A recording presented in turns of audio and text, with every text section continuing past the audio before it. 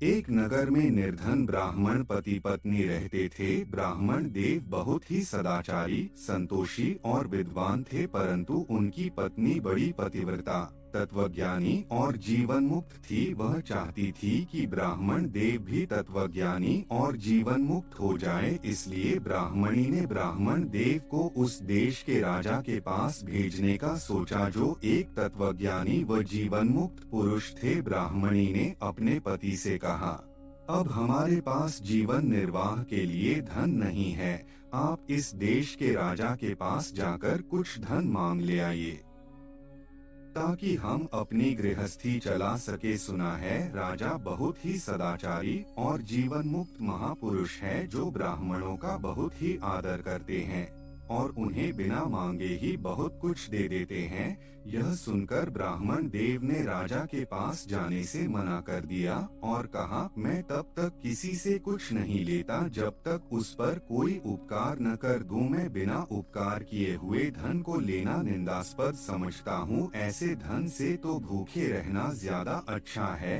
तो ब्राह्मणी ने कहा, आप तो ज्ञानी है, राजा को उपदेश ज्ञान देकर उन पर उपकार कर देना और इसके बदले में जो भी दे उसे स्वीकार कर लेना। यह बात ब्राह्मण देव को सही लगी और वे राजा के पास चले गए। जब ब्राह्मण देव राजा के पास पहुँचे तो राजा ने उनका बहुत ही आदर सत्कार किया और कुछ सोने की मुद्राएं देने लगे, तो ब्राह्मण देव ने लेने से मना कर दिया। राजा ने इसका कारण पूछा तो उन्होंने कहा, मैं बिना किसी उपकार के धन नहीं लेता हूँ। अगर आप मुझे कोई काम दे और जब मैं उस काम को पूरा कर दूं तब मैं इस धन को स्वीकार करूँगा। तो राजा ने कहा, ठीक है, मैं आपसे कुछ शब्दों के भाव अर्थ जानना चाहता हूँ, अगर आप मुझे उसका ज्ञान दे दे तो बहुत अच्छा होगा, मुझे ज्ञान भी प्राप्त हो जाएगा और आप मुझ पर उपकार भी कर देंगे। राजा अनपेक्ष क्या है?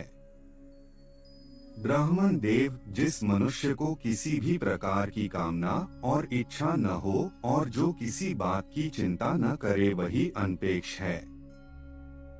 राजा, शुचि का क्या मतलब होता है? ब्राह्मण देव, जिसका मन बहुत ही पवित्र हो, जिसका व्यवहार न्याययुक्त हो और जो वार्तालाप से ही दूसरों को पवित्र कर दे वही शुचि है। राजा, दक्षता से क्या तात्पर्य होता है?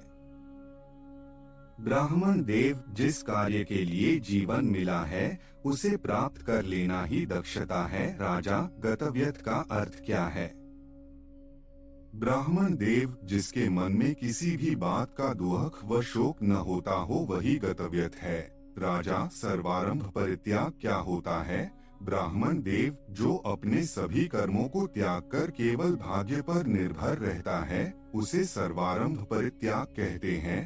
राजा ने कहा, ब्राह्मण देव, आपने सभी का अर्थ तो बहुत सुंदर बताया है जो कि शास्त्र संगत है, लेकिन आप इन सब के रहस्य से अपरिचित हो। राजा की बात सुनकर ब्राह्मण देव को क्रोध आ गया और वे बोले, अगर मैं इनका रहस्य नहीं जानता तो अर्थ कैसे बता पाता? अगर आप इनके रहस्य को जानते हैं तो बताइए। राजा ने कोई उत्तर नहीं दिया और थोड़ा रुककर बड़े प्रेम के साथ ब्राह्मण से बोले, अपने मेरे द्वारा बताया गया काम पूरा कर दिया है, इसलिए अब आप मेरी भेंट स्वीकार कीजिए। ब्राह्मण ने कहा, आप यह बोल रहे हैं कि मैं इन शब्दों के रहस्य से अपरिचित हूँ, इसका मतलब है कि मैंने आपको अपने अर्थ से पूरी तरह से संतोष नहीं दिया है, इसलिए मैं आपकी यह भेंट स्वीकार नहीं कर सकता हूँ। इतना कहकर ब्राह्मण देव वहाँ से चले गए। घर आकर ब्राह्मण देव ने अपनी पत्नी को पूरा वृतांत सुनाया, जिसे सुनकर उनकी पत्नी बोली, स्वामी, राजा ने जो कहा वह तो उचित ही मालूम होता है, इसमें नाराज होने वाली कौन सी बात है?